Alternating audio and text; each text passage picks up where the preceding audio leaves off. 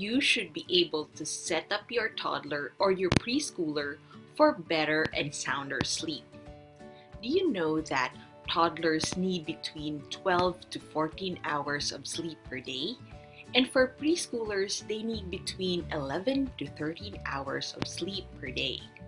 In this video, we'll talk about how their sleep needs are changing and what you should know about sleep for toddlers and preschoolers. We'll also talk about some things that you can do to help your child sleep better. And are there things that you should worry about? Hey, I'm Dr. Kristine Alba Kiat. I'm a board-certified pediatrician, and my mission is to help moms and dads deal with child health problems to raise happy and healthy kids. Sleep in toddlers and preschoolers. Mom, Dad, what should you know about sleep? For toddlers, they usually need 12 to 14 hours of sleep in a 24-hour period. And this may be split between nighttime sleeping and daytime nap or two. You may need to experiment to find out what works best for your toddler. As for preschoolers, kids aged 3 to 5 years old, they usually need 11 to 13 hours of sleep in a 24-hour period. And this may be split with nighttime sleeping and usually one daytime nap. For older kids, they may not need any naps at all. So how are sleep needs changing for toddlers? By the end of the second year, daytime nap decreases to just once a day, lasting up to 3 hours. Also, most toddlers move from crib to bed at age 2 or 3. Also, toddlers typically do not look forward to bedtime. They don't want to be separated from mom or dad, and they feel they might be missing out on fun things that might be going on. Common problems in this age group include bedtime resistance, nightmares, night awakenings, and difficulty going back to sleep. You can check out my video on nightmares and night awakenings. Then how about preschoolers? How are their sleep needs changing? Well, nap time typically trails off in preschoolers, although they still can benefit from a daytime nap. What you can do is to try to establish a routine for napping, or simply set up a quiet time in the early afternoon for your child to relax. An hour is sufficient enough time. Common sleep problems are encountered in preschool age. This includes resisting going to sleep or waking up frequently at night. Other common sleep problems include nighttime fears, sleepwalking, night terrors, and nightmares. Now, how to help your toddler and preschooler to sleep well? Well, you can establish a good bedtime routine for your toddler and preschooler.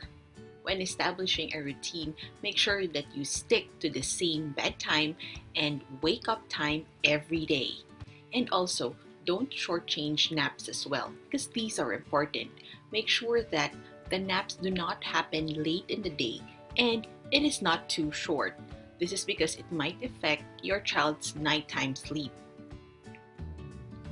Furthermore, on bedtime routines, the 30 minutes to an hour before bedtime is an important winding down time for your child.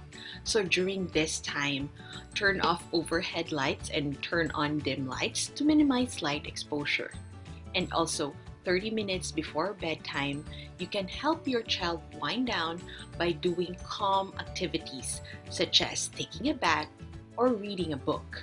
Make sure you limit the amount of books you plan on reading. Also, you can allow your child to pick out his or her pajamas to bed and what stuffed toy he or she wants to bring to bed as well. This will help make your child feel more relaxed. You can also tuck your child to bed in a sleepy but awake state and then leave the room. This would teach your child to fall asleep on his or her own and teach your child to sleep independently in case he or she wakes up in the middle of the night. Do you want more sleep tips for your toddler and preschooler? Well, before we go to that, are you expecting a baby? How much better life can be when things are under your control upon baby's arrival. When you feel sure and you know how to go about breastfeeding. When you know how to soothe a crying, fuzzy baby and you know when to worry and call the doctor.